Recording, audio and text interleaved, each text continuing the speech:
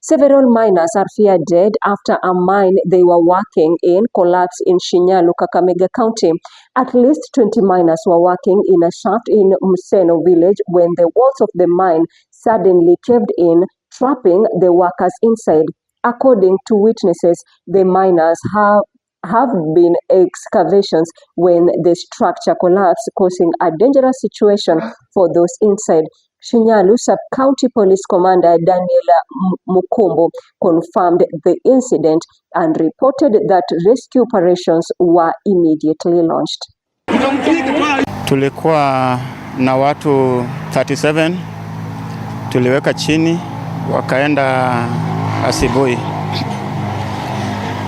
Kufika mchana,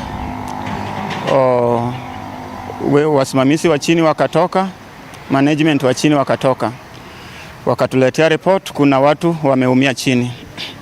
Tumefanya shughuli ya kuwatoa.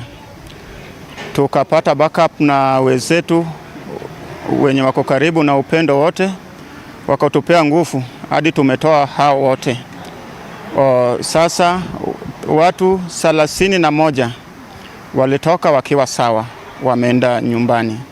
Na watu 6 tumekuja nayo osi. Na pia kule wakalipua shimo. Nafikia hiyo mlipuko ikaleta shida kwa sababu tani ni moja, ikaleta shida. Tahadhari tu ni kwamba wakati huu wa mvua, tafadhali tusiingie katika hizo mashimo kuchimba ama kulipua. Wakati huu unaenda tu hapo when the weather is okay kuchota ama kutoa maji.